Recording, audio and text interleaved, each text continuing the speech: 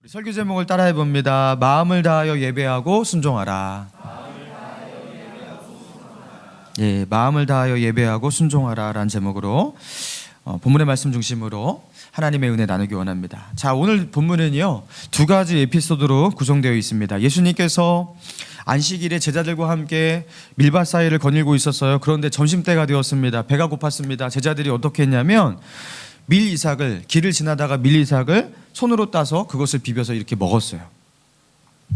그런데 그것을 보았던 바리새인들이 그것을 보고 어떻게 비난했냐면요, 안식일을 어겼다고 비난을 한 거예요. 어떻게 안식일에 밀이삭을 그렇게 따먹을 수 있냐고 비난한 거예요.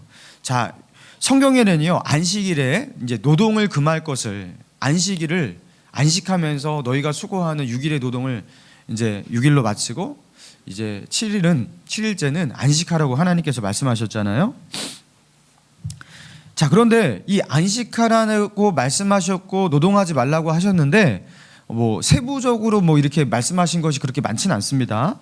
자, 그런데 세부적인 안식일의 노동 규정을 누가 만들었냐면요, 유대인 랍비들이 안식일에 노동을 하지 말라고 하셨으니까 그럼 노동이란 뭐냐 하면서 노동에 대한 정의들을 이렇게 만들었어요.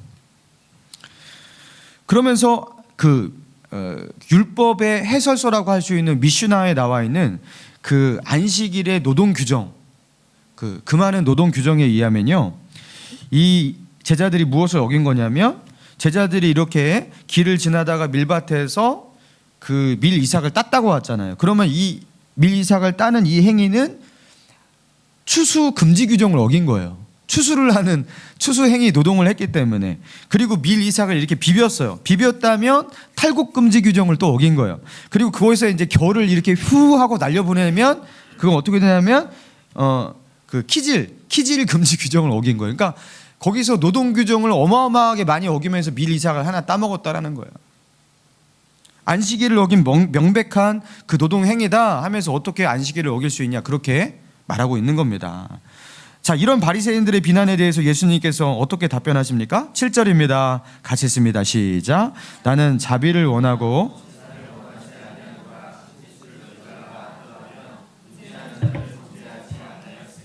이거 무죄한 자를 정죄하지 아니하였으리라. 그리고 하나님의 그 말씀의 그 원뜻을 너희가 알았더라면 이렇게 쓸데없는 정죄를 하지 않았을 것이다. 그렇게 말씀하는 거예요. 여러분, 배고픈 사람이 밀이삭을 따져서 그것을 먹었어요. 근데 그게 노동이라고 한다는 것 자체가 참 웃긴 거죠. 배고픈 사람이 따서 먹어야 되는 게 안식 아니에요? 안식일의 진정한 의미를 지키려면, 그죠? 배고프면은 그 배고픔을 채우기 위해서 그것을 먹을 수가 있는 거 아니에요. 근데 배고픈 사람이 밀이삭을 따먹는 것조차도 노동행위라고 그것을 규정을 하고, 그리고 노동을 했으니까 안식일을 어겼다고 하고 그렇게 하는 거예요. 여러분, 안식일은 어떤 날입니까? 6일간의 노동을 마치고 7일째 하나님을 믿고 안식하는 거예요. 하나님을 믿고. 우리가 하루도 쉬지 않고 매일같이 노동해요. 그러면 우리가 사는 날 동안 쉼 없이 그렇게 살아가는 우리를 불쌍히 주셔서 하나님께서 하루는 나를 믿고 쉬라고 하나님께서 말씀하셨어요. 그래서 출애굽하고서 광야의 시절 가운데 어떤 일이 일어났냐면 하늘에서 만나가 내려서 그 만나를 이렇게 긁어다가 그것을 먹었잖아요. 그죠?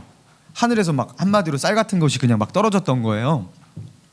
자, 그런데 6일째 되는 날은요, 만나가 몇 배로 내렸다? 2배로 내렸어요.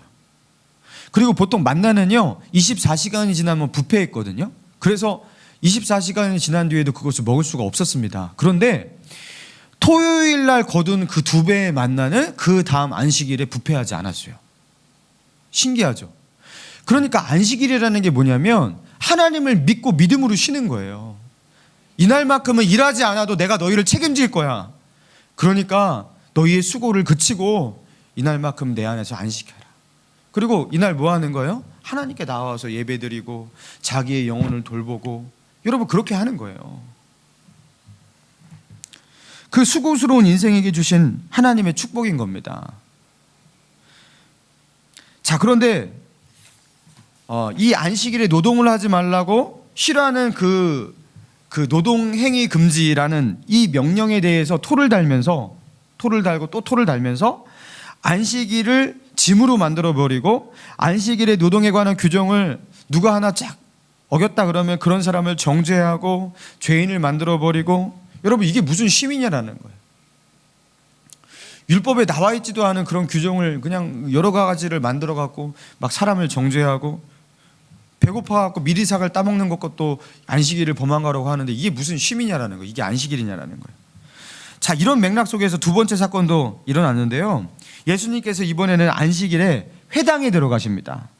자, 그런데 그 회당에요, 한쪽 손 마른 사람이 있었대요. 그러니까 손이 말라서 손을 움직이지 못하는 한쪽 손의 불구자였던 것 같습니다.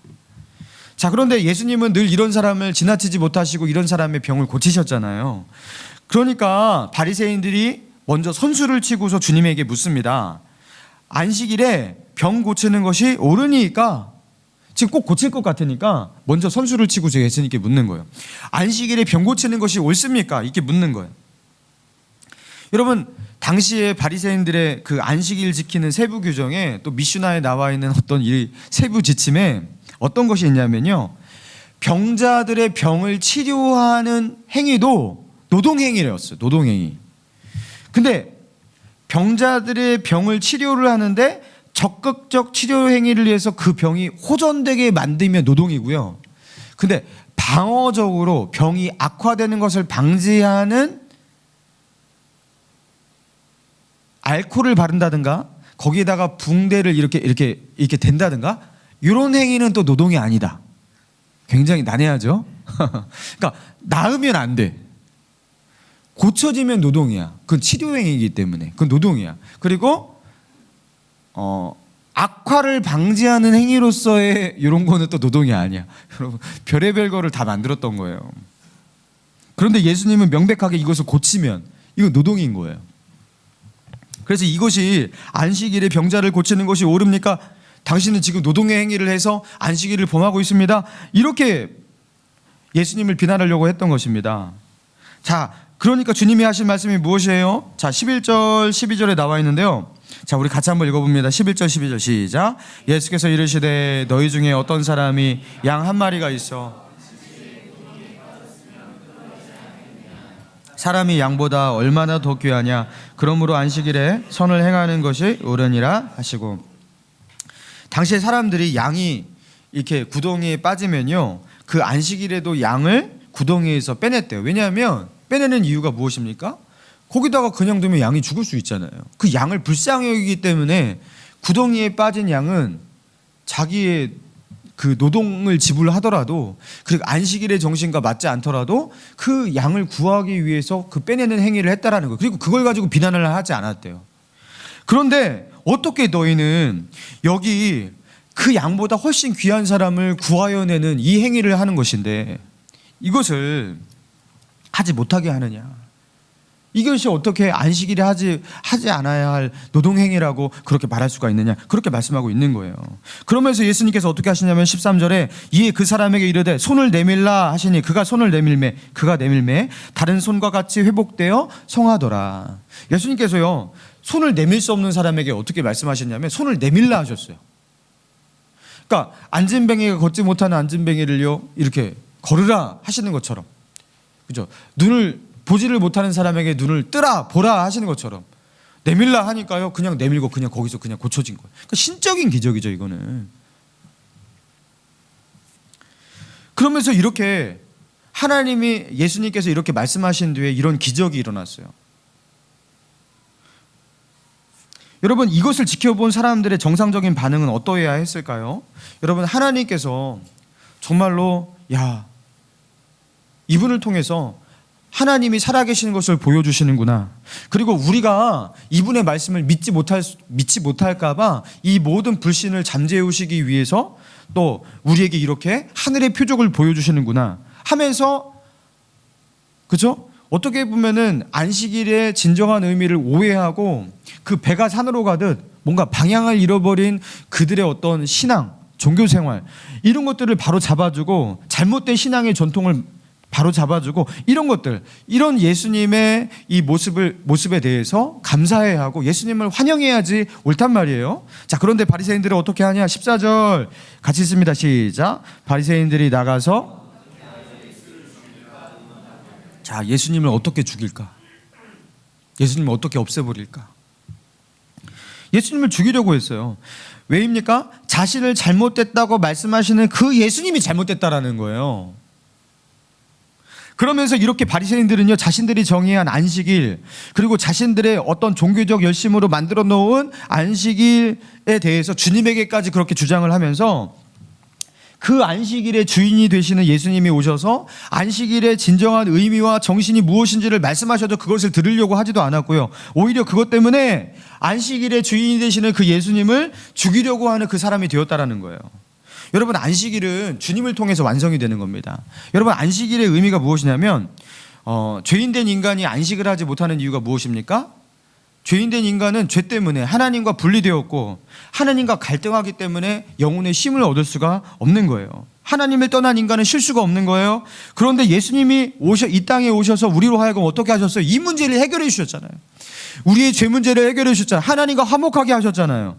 그러면서 우리 안에 뭐가 일어난 거예요? 쉼이 일어나고 안식이 가능해지게 된 거예요. 안식이 시작된 거예요. 그래서 안식일이라는 것은 처음부터 예수님을 바라보게 만드는 예수 그리스도의 모형이었던 거예요. 그리고 예수님이 이 땅에 오셔서 그 안식일의 의미를 성취해 버리신 거예요. 진짜 안식은 무엇이다? 나다 말씀하신 거예요. 그래서 예수님을 통해서 안식일이 완성되었고 그 예수님이 안식일의 원형이었단 말이에요. 그 전에 지켰던 안식일은 모형이에요. 모형. 여러분, 원형이 등장했으면 이제부터는 이 모형은 뭐예요?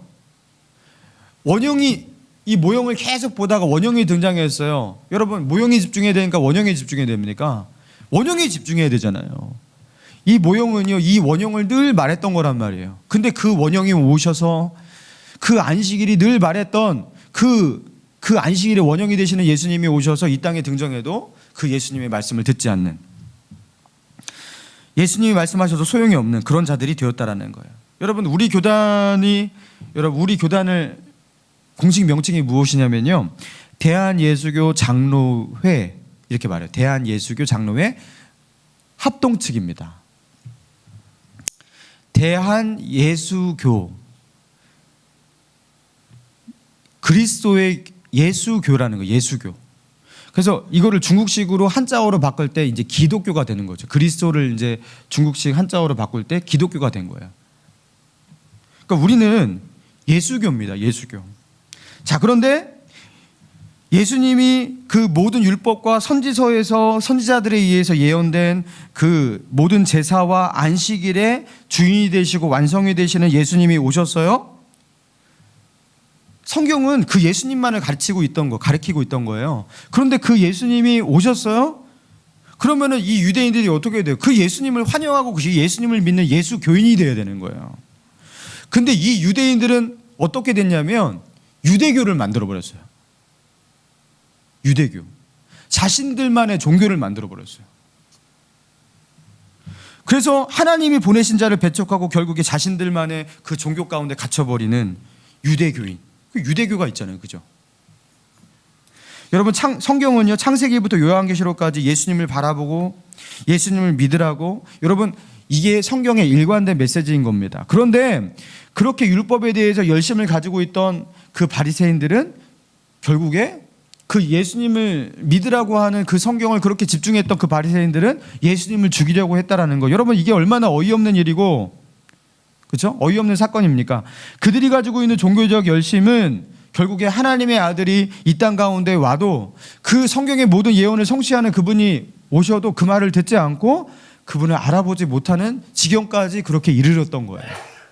여러분, 오늘 이 본문의 말씀을 통해서 우리에게 주시는 하나님의 깨달음이 무엇입니까? 지금 이 유대인들이 가지고 있는 종교적 열심, 안식일 준수를 위한 그들의 열심이 오히려 주님을 회방해요. 안식일을 제정하신 그 하나님의 의도와 정반대로 가고 있어요. 여러분, 그리고 이 사건을 우리가 성경을 통해서 읽는데요, 이게 2000년 전에 일어난, 그때만 일어나고 그 독특한 사람들에게만 일어났던 그 사건이냐라는 거예요. 그 시대 속에서만 특이하게 일어난 사건이냐는 거예요. 아니라는 거죠. 우리도 저 바리새인들처럼 우리의 신앙이 그렇게 변할 수 있다는 거죠. 우리의 인생도 배가 산으로 가듯 하나님의 의도와 뜻과 정반대로 그렇게 가는 그런 사건이 우리 인생 가운데도 일어날 수가 있다는 거죠. 그럼 우리는 어떻게 해야 하냐? 그럼 바리새인들은 어떠한 문제를 알았기에 도대체 성경을 그렇게 열심히 보고 성경대로 살려고 했던 사람이 이 지경까지 그렇게 오게 되었냐? 여러분, 바리새인의 문제가 무엇이었습니까? 바리새인들은 단순히 안식일을 지키려고 했던 것이 문제였어요. 안식일. 여러분, 안식일을 지키는 것, 거기에서 그치면 안 되는 거예요. 안식일을 지키라고 했던 그 말씀을 하셨던 하나님의 의도를 지켜야 되는 겁니다. 여러분, 이게요 되게 비슷한 말 같지만 다른 말이에요. 안식일을 제정하신 그 하나님의 의도와 그 마음을 이해하고 그것을 지켜야지 지킨 거지, 안식일을 지키라고 하는 그 안식일의 겉모양을 지킨다고 그게 지킨 게 아니라는 거예요.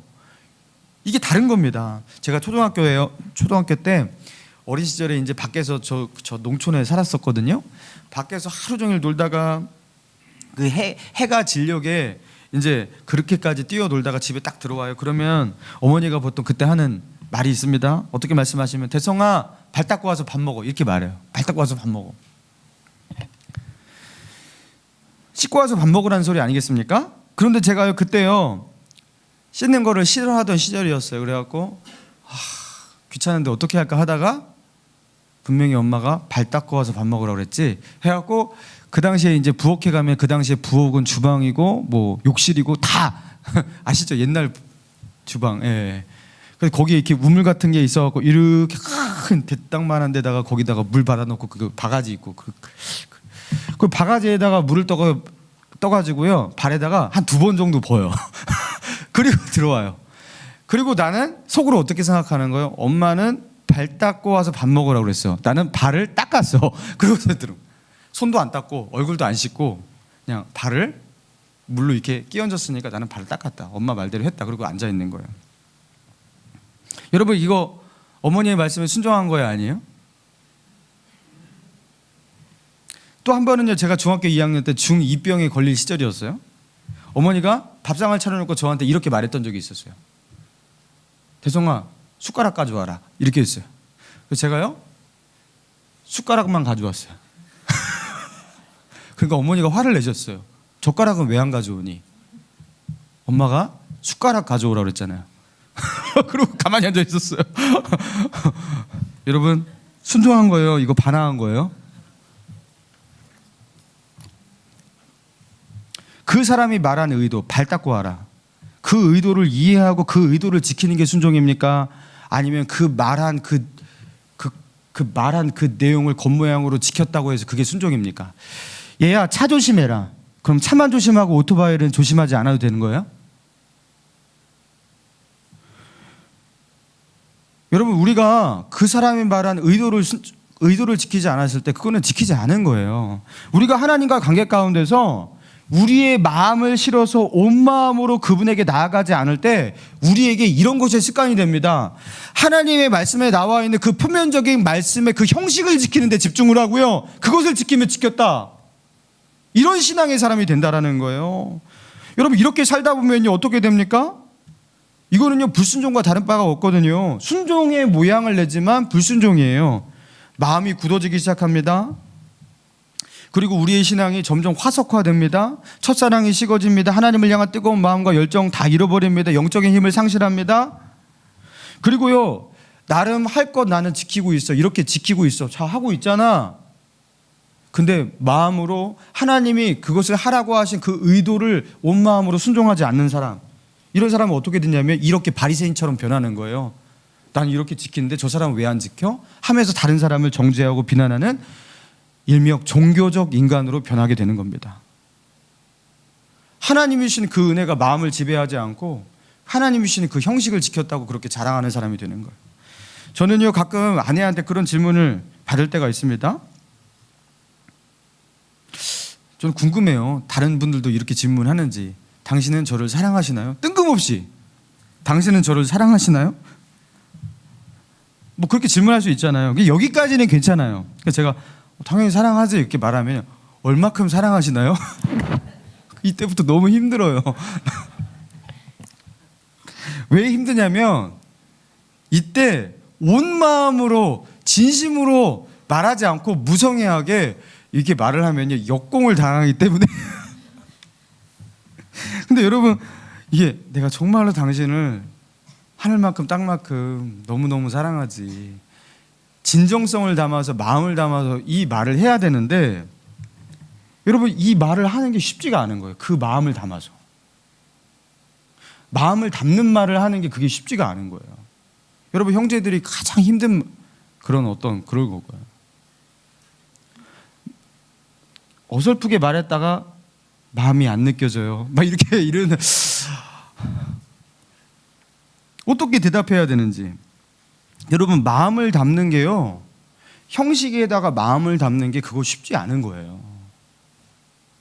여러분 신앙생활도 마찬가지입니다. 예배를 드리는 것은 쉬워요. 마음을 담아 예배 드리는 것은 쉬운 게 아니에요. 시간이 되었으니까 그렇게 교회에 오고 찬송 드리는 시간이니까 찬양을 하고 기도하는 시간이니까 기도하고 설교 듣는 시간이니까 듣고 여러분 이건 어렵지 않아요.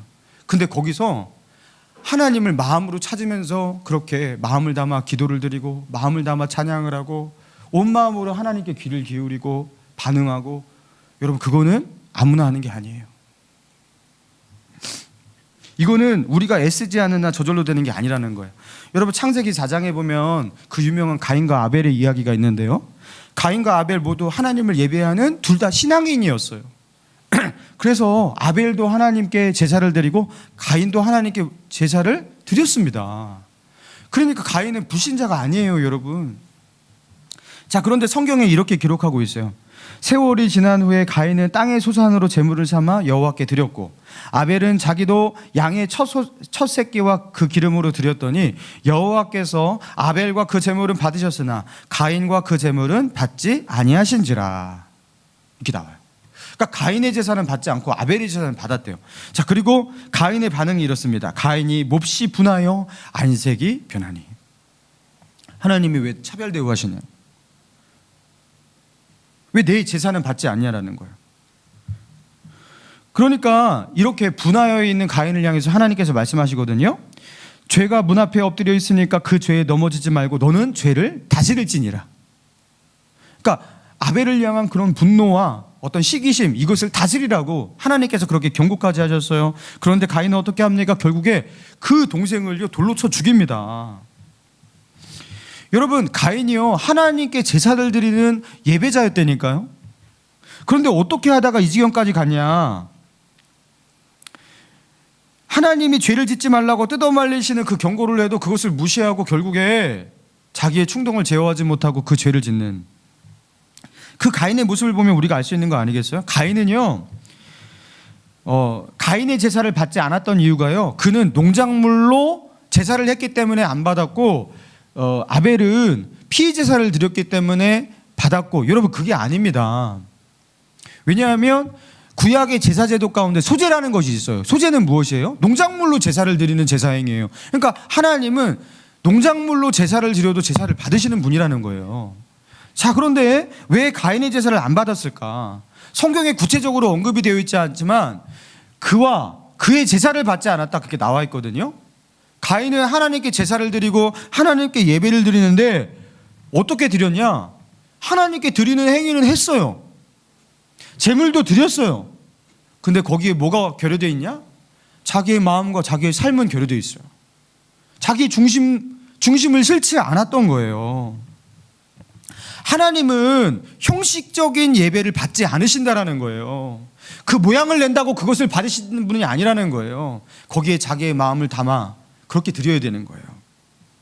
여러분 마찬가지입니다. 형식적으로 말씀을 순종하는 것은 어떻게 보면 그렇게 어렵지 않을 수가 있어요. 형식을 준수하는 것, 여러분 그거는 우리가 어느 정도 갖출 수가 있거든요. 여러분 우리가 결혼식 축하하기 위해서 갔을 때 여러분 정말로 마음을 담아서 축하하고 싶은 사람이 있으면 처음부터 끝까지 모든 순서를 다 참여하면서 끝까지 사진 찍을 때까지 그렇게 기다려주고, 그죠? 배고파도 참고서 그렇게 그 연회장 가지 않고 축하해주고 막 그렇잖아요. 그리고 그것이 진심이고. 자, 그런데 어떨 때가 있어요? 갈까 고민하다가 그래도 가야 된다 하고서 갔어요. 그래서 축의금을 전달을 하고서 인사를 했어요. 그 다음 어떻게 합니까? 하고서 어떻게 합니까? 바로 내려가지 않습니까? 내려가지 않습니까? 바로 내려가고 밥을 먹지 않습니까? 여러분, 그래도요, 내가 여기까지 온 게 어디야? 그리고 내가 여기 그래도 이 사람한테 이렇게 내가 나의 그 성의를 표현한 게 어디야? 내가 그래도 이런 형식들은 다 갖췄는데. 여러분, 그러잖아요. 형식적으로 이렇게 하는 게 어디야? 여러분, 근데요, 하나님한테는 이게 통하지 않아요. 하나님한테는 우리가 이렇게 형식적으로 그렇게 하면은, 그죠? 우리가 어떻게 된다? 바리새인이 되는 거예요. 19세기의 위대한 기도의 사람 조지 뮬러, 여러분 아시죠? 5만 번의 기도를 응답받은 기도의 사람. 이 조지 뮬러가 젊었을 때 참 망난이었다고 합니다.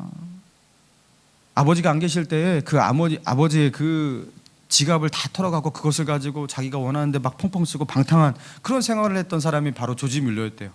근데 이 조지 뮬러가 그렇게 교회를 다녔지만 신앙생활도 적당히 하고 그런 사람이었는데요, 1825년 11월 어느 날 토요일 날 기도 모임에 참여하게 되었는데, 그 기도 모임 가운데 한 그리스도인을 보게 돼요. 한 그리스도인이 하나님께 나아가 예배를 하는데, 거기서 바닥에 자기의 무릎을 꿇고 진심으로 하나님께 기도를 드리는 그리스도인의 한 뒷모습을 봐요. 근데 그 그리스도인의 모습이 그동안 자기가 봐왔던 여타의 다른 어떤 형식적인 그리스도인과 너무 다른 모습을 보았던 거예요.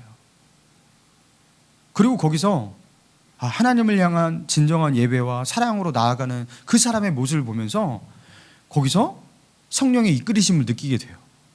그리고 조지 뮬러가 거기서 회심을 합니다.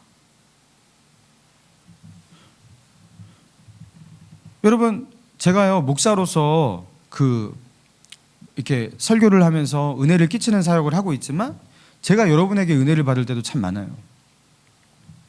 요새는 이제 생활반 성경 공부를 하고 있는데, 이렇게 삶을 나누지 않습니까? 그러면은 참 삶이 각자마다 다 쉽지가 않아요. 그래서 우리의 참 믿음으로 살지 못하고, 그 영적으로 살려고 했는데 그렇게 살지 못하는 자기의 모습 때문에 아파하고 힘들어하고, 근데 그 가운데서도 믿음으로 살려고 노력하는 그 신앙의 고백과 그 애절한 그런 마음들이 이렇게 느껴질 때, 그게 얼마나 저에게 위로가 되고 은혜가 되는지 몰라요. 주일날 이상하게 그 생활반을 하면서요, 오히려 더 피곤하지가 않더라고요. 왜냐하면 다른 게 아니라 그 하나님을 찾고 하나님을 진심으로 그렇게 바라고 사모하고, 여러분 그 모습이 그렇게 보여지고 느껴질 때 그것이 저에게도 그렇게 은혜가 되고 위로가 되는 거예요. 우리가 진심으로 하나님께 나아가는 그 모습이 서로에게 그렇게 은혜를 끼치게 되는 겁니다. 여러분, 우리 목감신일교회가 그런 부분 속에서는 참 진실된 성도들이 그래도 많은 교회다, 그런 생각이 듭니다. 자기를 그렇게 포장하고 형식적으로 그렇게 모양을 내면서, 그렇죠? 자기 자리를 지키려고 하고, 여러분 이런 사람보다는 그래도 진실하고 진솔하게 그렇게 하나님을 믿으려고 노력하는 분들이 참 많은 그런 교회다. 너무 하나님께 감사해요. 어떤 분은 그렇게 말할 수가 있거든요. 뭐 그렇게 난리를 치면서 하나님께 예배를 드릴 때 뭐 손을 들고 그렇게 뭐 하나님을 찬양하고 기도를 할 때에는 뭐 그렇게 소리를 크게 지르면서 부르짖고 또 뭐 그렇게 울면서 뭐 기도를 한다든가 뭐 그렇게 할 필요가 있냐고. 여러분, 그런데요, 그런 것조차도 그렇게 볼 게 아니에요. 여러분, 그게 쉬운 게 아니기 때문입니다. 여러분, 은혜를 받지 않으면요, 눈물이 한 방울도 안 납니다. 억지로 한번 짜내보세요. 그게 되나? 은혜가 내 마음을 적시고 하나님의 은혜가 나를 덮어야지 그게 눈물이 나는 거예요. 손을 들고 찬양하는 거요? 여러분, 어떤 사람은 20년, 30년이 가도 이게 안 올라갑니다. 이것도 주님의 은혜가 내 마음을 덮어야지 이게 손이 올라가고요, 하나님을 향한 경배가 돼요. 죽어도 안 올라갑니다. 하나님께 드리는 부르짖는 기도, 여러분 그거요 아무나 되는 거 아니에요. 그것도 정말로 거기에 나의 절박한 마음을 쏟아서 하나님께 나아가지 않으면 주여, 이게 안 됩니다. 안 됩니다. 그게 저 사람의 그냥 성향 속에서 되는 게 아니라 하나님의 은혜가 있는 거예요. 그리고 자기의 중심과 자기의 진실된 마음을 쏟아서 나의 신앙이 화석화되고 굳어지고 나의 심령이 그렇게 굳어져 갖고 하나님을 그렇게 바리새인과 같이 찾는 사람이 되지 않기 위해서 발버둥치는 노력이 바로 그런 것들 아니겠습니까? 사랑하는 여러분, 발버둥치시기 바랍니다. 여러분, 저절로 그냥 신앙생활은요, 본질적이고 진실된 진솔한 신앙의 사람이 그냥 되는 게 아니에요. 우리가 가만히 넋놓고 있으면 이 바리새인들과 같이 저절로 이렇게 됩니다. 화석화됩니다. 사랑하는 성도 여러분, 우리의 마음이 굳어지지 않도록, 하나님을 향한 열정과 우리의 눈물이 마르지 않도록 오늘도 자신을 돌보시고 하나님의 말씀에 그 모양을 지키는 것이 아니라 그 의도까지 그 온 마음으로 순종할 수 있도록 그렇게 노력할 수 있는 저와 여러분 되기를 주님의 이름으로 축원합니다.